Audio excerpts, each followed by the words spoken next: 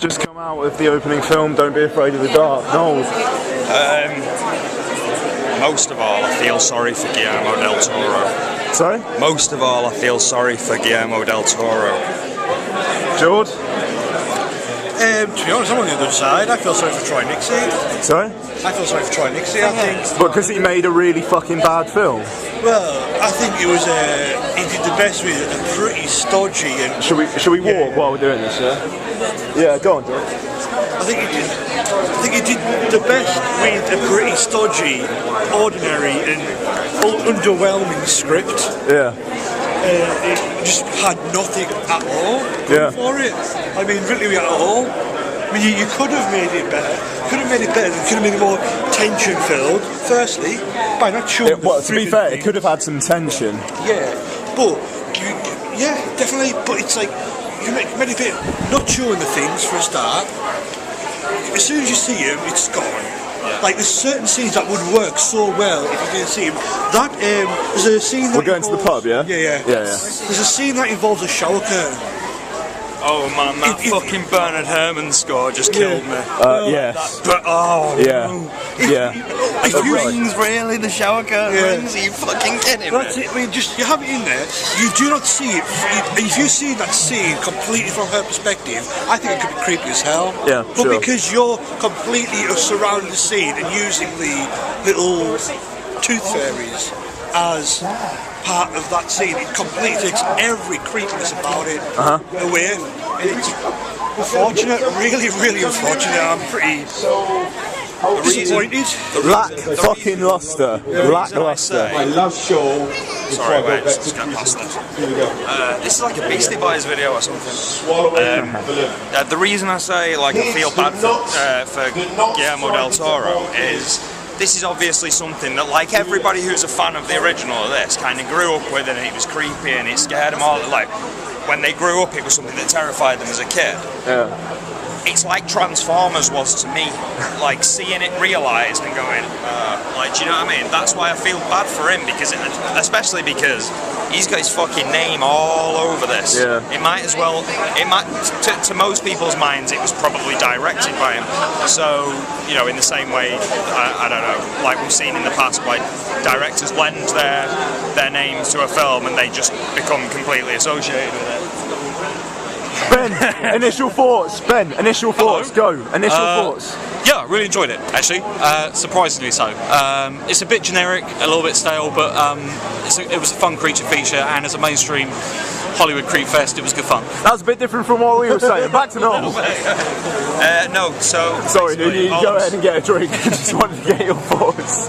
Yeah, so for those reasons, I think if I was Guillermo del Toro, I'd be disappointed because... I wouldn't, because he ripped the goddamn thing. Why would he be disappointed? Should we get a drink? I mean, that's probably going to be a 15. I mean, it was an R in the US, which kind of puzzles me. It should have been an R, though. I mean, I think...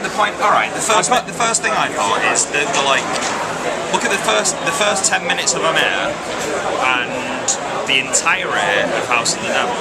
There are really easy ways to have somebody simply walking around a creepy house and make it scary and tense. Yeah. There wasn't 1 minute in that film where there wasn't 1 minute in that film where I felt tense.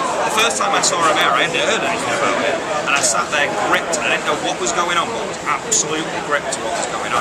And as I say, the entirety of House of the Devil, exactly the same thing. I didn't feel that once in that 1 hour 45 minutes thing. Yeah, I think ultimately that is supposed to be, you're supposed to be like 11 years old watching. I think if you're a kid, you immediately identify with the kid, and I don't know.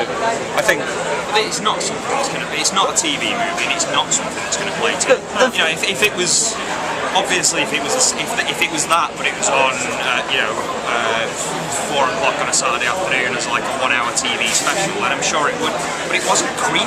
It was they like the creature design, as you say, like they were kind of scary, but not especially. The reason it wasn't, the main reason it wasn't scary is because they showed the creatures like all the way through. And but that's because it's Del Toro, right? And he's like been sketching them on a bit of paper and wants to show off his fantastic creature design, even to the extent where we have to see all his original sketches. What, you mean like the architectural design? She was like, oh, that's sure to get you on the cover of Architectural Monthly, and it is just Del Toro fucking... You just say, like, all the sketches, all the things we've seen, like, of his original artwork, that will be Del Toro's art. But, I mean, did anybody else want the kid to die really early on? Like the child from the get-go, and I've definitely seen that kid in something before and liked her in it, and I can't... I didn't give a fuck about her. She was a little bitch to Katie Holmes. She was a pouty little thing, wasn't she? But I mean, speaking as a parent, do you agree? Do you disagree? I don't think I hate children quite as much as you, Ian.